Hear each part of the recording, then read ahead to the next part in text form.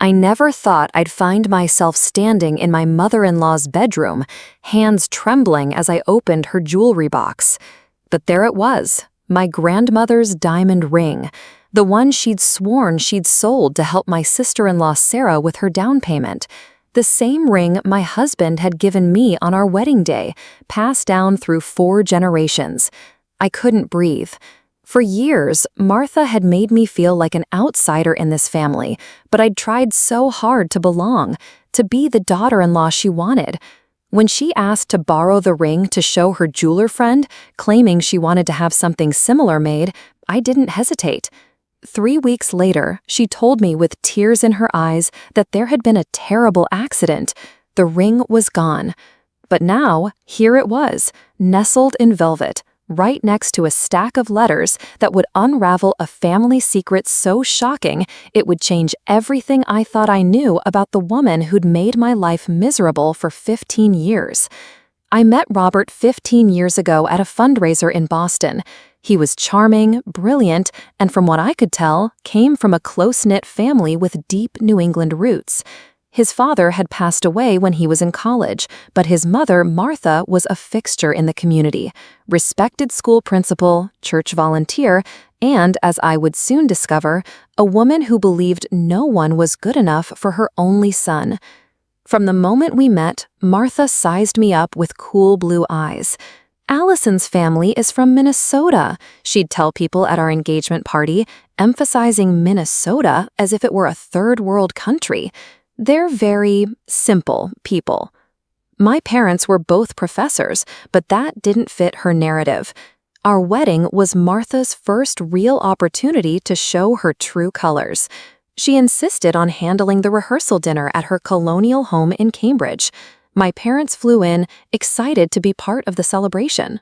I'll never forget my mother's face when Martha accidentally spilled red wine on her cream silk dress, then loudly announced, "Oh dear, I suppose not everyone knows to save light colors for less formal occasions." Robert always defended his mother. "She doesn't mean anything by it," or "That's just mom being mom." He never saw how her smile would drop the moment he turned away, or how she'd squeeze my arm a little too tightly while whispering suggestions about my appearance or homemaking skills. Then there was Sarah, Robert's younger sister, the golden child. While I worked full-time as a physical therapist, Sarah floated between passion projects, art school one year, culinary classes the next. Martha funded everything, always introducing her as my entrepreneur daughter with unconcealed pride. After our son Tyler was born, things got worse. Martha would visit unannounced, rearranging my kitchen cabinets or refolding the laundry I'd just put away. "I'm just helping, dear. I know you're not used to managing a proper household." When Tyler started school, she'd schedule grandmother days without asking me, and once even took him for a haircut after I'd specifically said I was letting his hair grow out.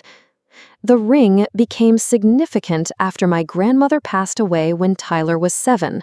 It was a 1920s Art Deco piece with a center diamond surrounded by sapphires, not the largest or most expensive, but irreplaceable to me.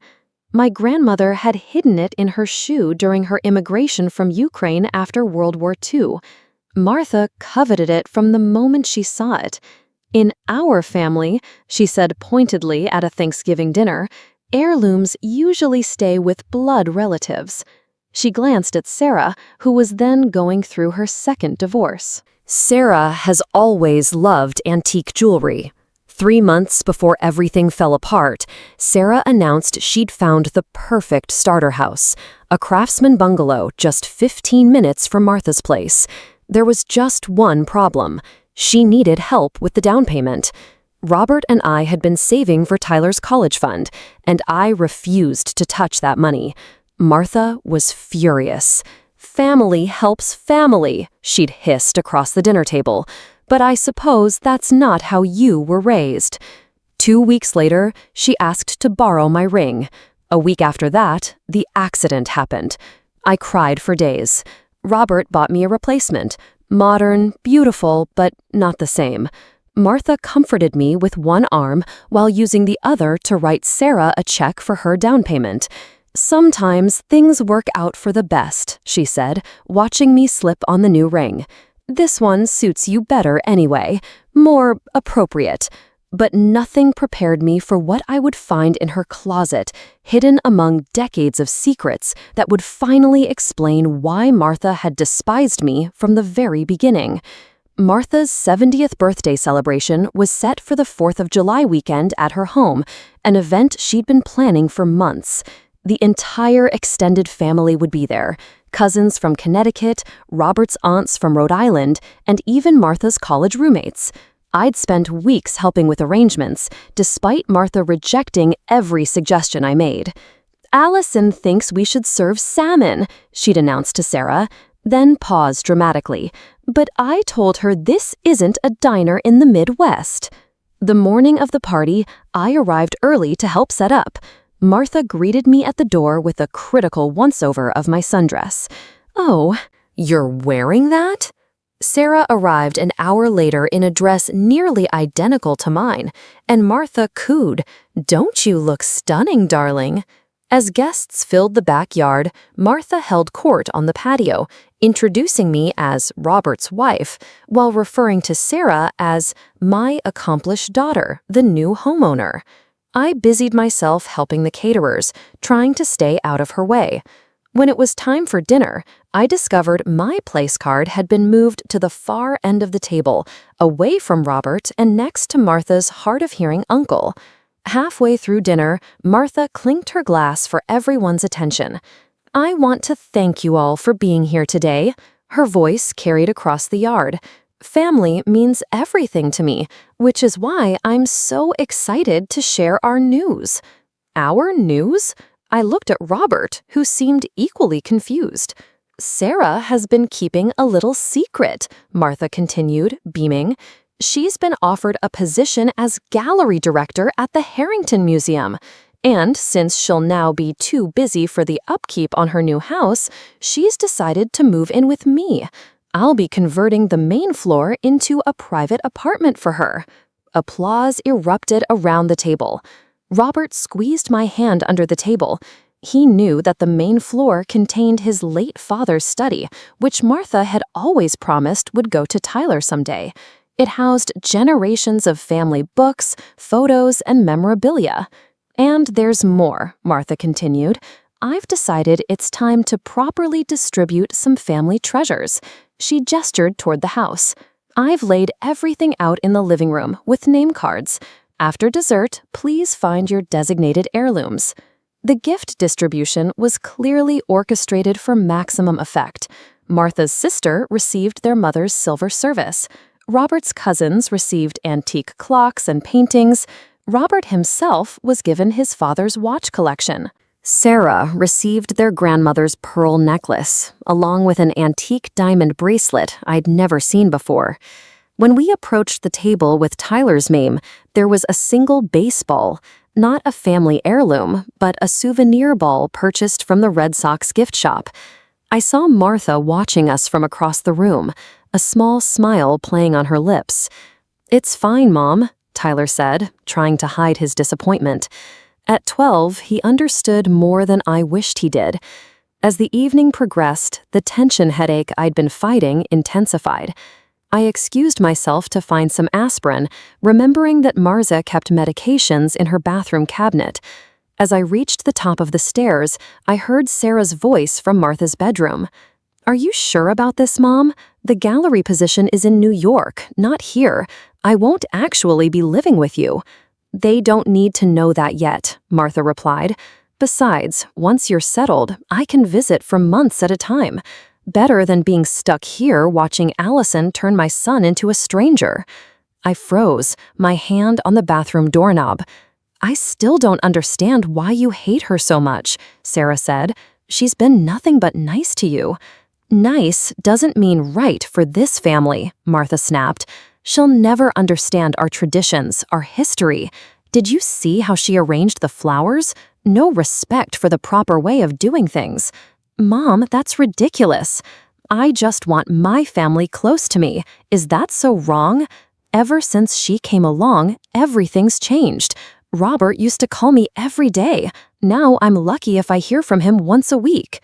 Their voices moved toward the door, and I quickly slipped into the bathroom. My hands shook as I opened the medicine cabinet. There was no aspirin, just prescription bottles and beauty products. I closed it and looked under the sink, finding nothing but cleaning supplies. On a hunch, I checked the linen closet next to the shower. Behind a stack of towels was a small wooden box. I don't know what made me open it, perhaps years of suspicion finally crystallizing into action. Inside was a collection of items, a tube of lipstick, movie ticket stubs, and a small photograph of a young woman I didn't recognize. As I went to close the box, my phone buzzed with a text from Robert. "Where are you? Mom's about to cut the cake." I quickly returned everything and was about to leave when I noticed Martha's jewelry box on her dresser, the ornate mahogany one she'd inherited from her mother. I'd never seen it open before. Something compelled me to look. Maybe it was years of subtle cruelty, or maybe it was a premonition. I lifted the lid. There, nestled in the velvet lining, was my grandmother's ring, the one Martha had claimed was lost, the one she'd supposedly sold to help Sarah, the one irreplaceable piece of my own family history. Beside it was a stack of yellowed letters bound with a faded ribbon. The top envelope was addressed to "Dearest Martha" in a handwriting that looked eerily familiar. I heard footsteps on the stairs and quickly closed the jewelry box, but I couldn't leave without evidence. With trembling hands, I snapped a photo of the open drawer with my ring clearly visible, then slipped out of the room just as voices reached the hallway. I rejoined the party with my heart pounding and a decision forming in my mind. The cake was wheeled out, candles blazing. Martha stood behind it, the perfect matriarch in her pearls and perfectly coiffed silver hair.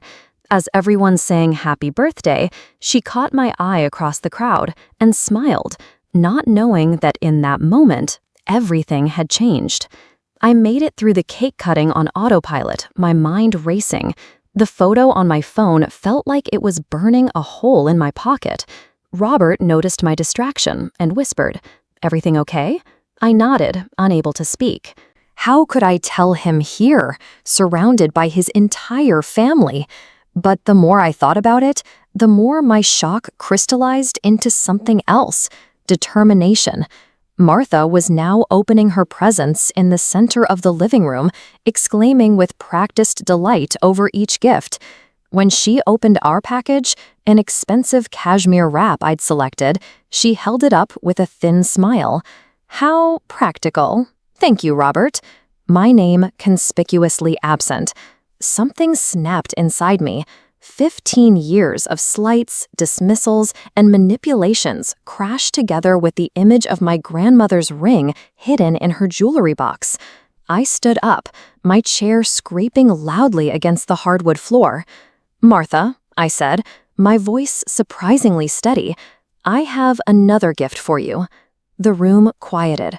Robert looked at me with confusion.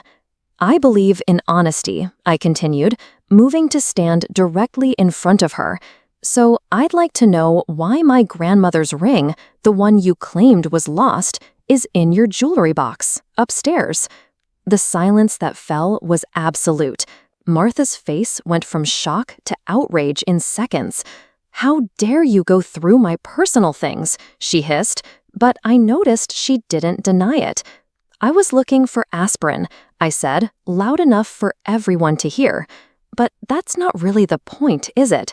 The point is that you took something irreplaceable from me, lied about it, and then used that lie to make me feel guilty about not helping Sarah." Robert was on his feet now. "Mom, what is she talking about?" Martha's hands clutched the edge of her chair. "Robert, your wife is clearly having some sort of episode, perhaps the heat." "Show him the photo, Allison," Tyler said suddenly. Everyone turned to look at my son, who met his grandmother's gaze without flinching. With shaking hands, I pulled out my phone, opened the photo, and handed it to Robert. His face went pale. That's Allie's ring. You told us you sold it. He looked up at his mother. You lied to us? It wasn't like that, Martha said, her voice taking on the wounded tone I knew so well. I was going to return it. I thought Sarah needed the help more urgently, and so you stole it? Robert's voice rose. You stole from your own daughter-in-law? She's not family, Martha suddenly shouted, her composed facade crumbling. Not really. She never understood what that means. The room collectively gasped. Robert's Aunt Claire put her hand over her mouth.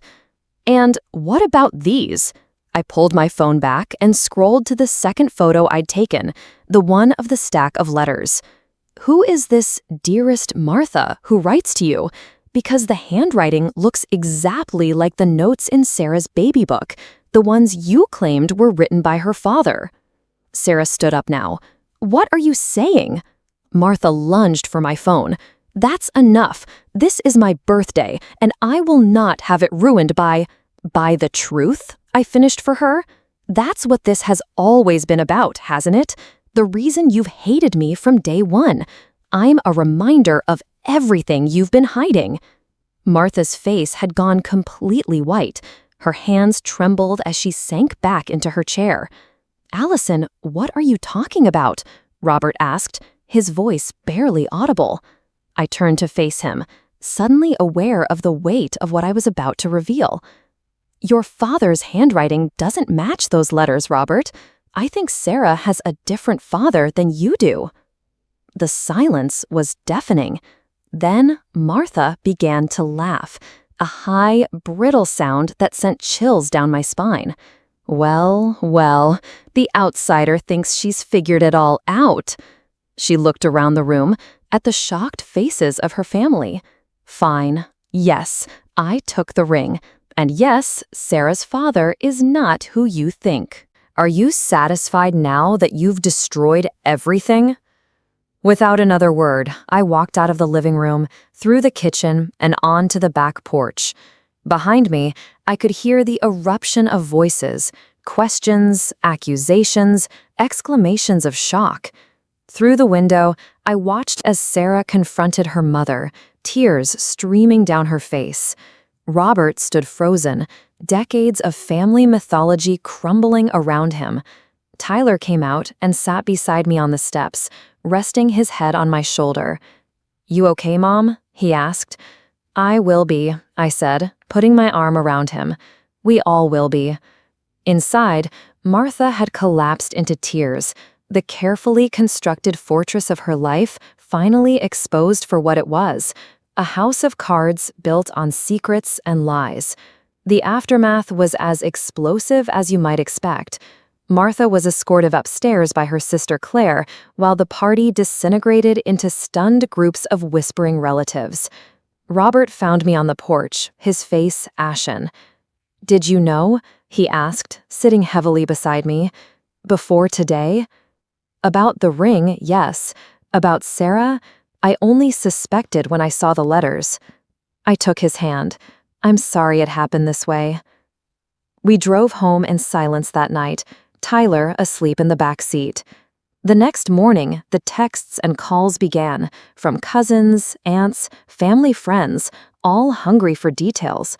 I ignored them all. Sarah showed up at our door around noon, eyes red-rimmed but surprisingly calm.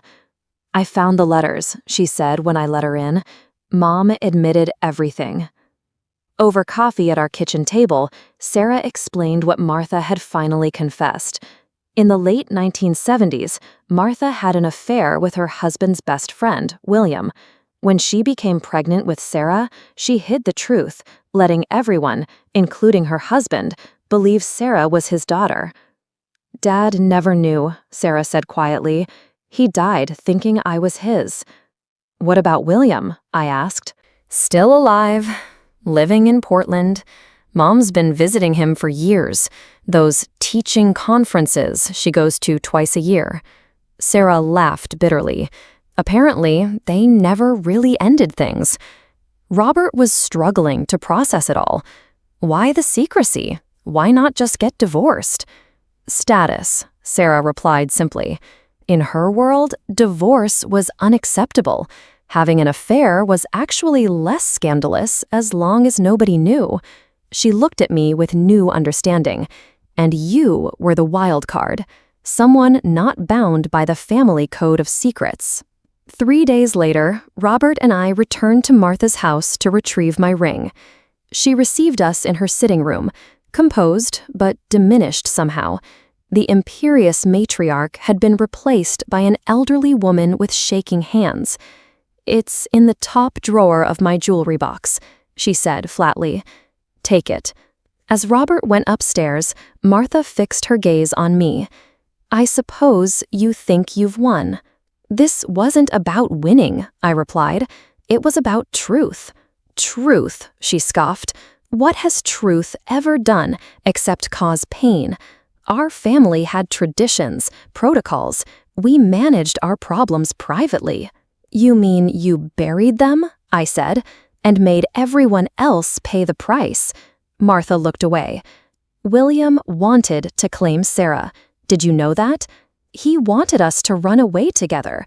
I chose stability instead, for my children. You chose control," I corrected her gently, "and you've been punishing everyone else for your choices ever since." When Robert returned with my ring, Martha suddenly looked her age, 70 years of pride and secrets weighing her down.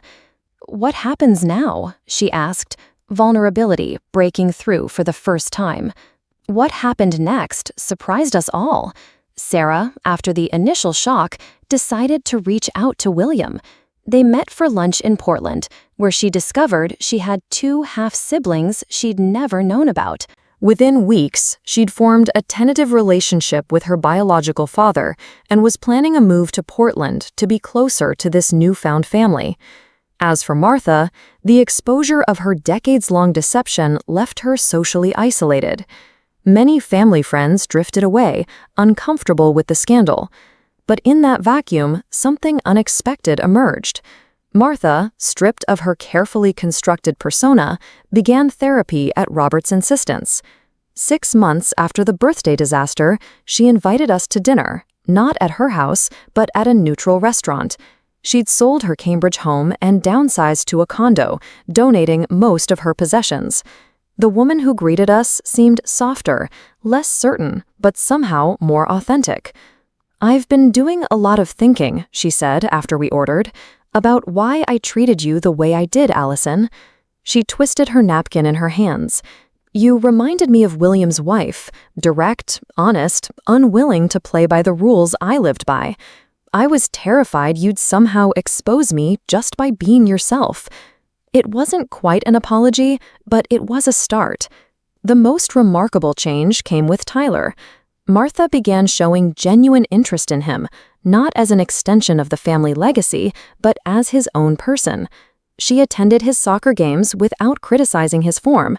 She asked about his interests without comparing them to Robert's childhood pursuits. One afternoon, she arrived at our house with a large box. "These are from James's study," she said, referring to her late husband. "The books and photographs that should have gone to Tyler. I'd like him to have them now." Among the items was a journal that had belonged to Robert's grandfather, a Harvard professor who'd once been consulted on the Manhattan Project. Tyler was fascinated, spending hours poring over the elegant handwriting detailing scientific breakthroughs and ethical dilemmas. "He's just like his great-grandfather," Martha observed one day as we watched Tyler reading in the garden. "James would have adored him." As for my ring, I wear it every day now, not as a symbol of victory, but as a reminder that family, real family, is built on truth, not appearances. Robert and I are stronger now, having weathered a storm that could have torn us apart. Instead, it forced us to examine what we really valued and who we wanted to be. The most unexpected twist came last Christmas. Sarah called from Portland with news. She was pregnant. At 35, she hadn't expected to start a family, but meeting her biological father had shifted something in her. I want my child to know their whole story from the beginning, she told us. No more secrets. She asked if I would help her design a nursery. You've always had better taste than I gave you credit for, she admitted with a laugh. Plus, you're the only mother I know who created a home, not a showcase. Martha, to her credit, supported Sarah's choice without trying to control it. When she sent a gift for the baby, a simple silver rattle, not a family heirloom, I recognized it for what it was, a new beginning. She'll never fully change, Robert warned me. 70 years of habits don't disappear overnight. I don't need her to change completely, I replied. I just needed her to make room for me, for us, to be ourselves.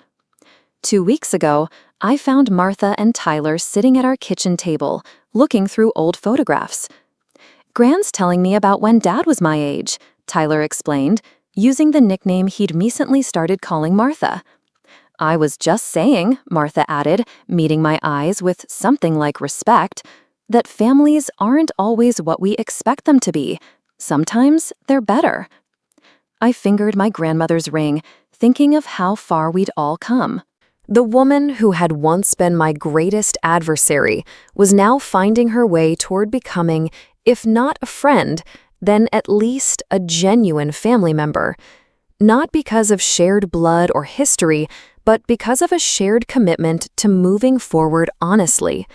Sometimes, the most valuable things we discover aren't hidden in jewelry boxes, but in the courage to confront the truth, no matter how painful it might be.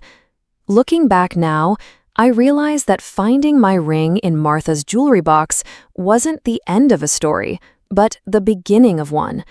Family secrets have a way of surfacing, no matter how carefully they're buried. The pain of exposure is intense, but the freedom that follows is worth it. Martha still struggles sometimes with her old controlling ways, but she's trying. Last week, she called to ask my opinion about a gift for Sarah's baby, a first for us both. Small steps, but meaningful ones. My grandmother used to say that her ring survived war, immigration, and poverty because truth always finds its way to the light. I believe that now more than ever. If you're dealing with family dynamics that feel impossible to navigate, remember that courage doesn't always roar. Sometimes it's the quiet voice at the end of the day saying, "I'll try again tomorrow." Like and subscribe for more stories about family transformations, and share your own experiences in the comments below. Sometimes, the most healing thing we can do is simply tell our truth and give others the space to tell theirs.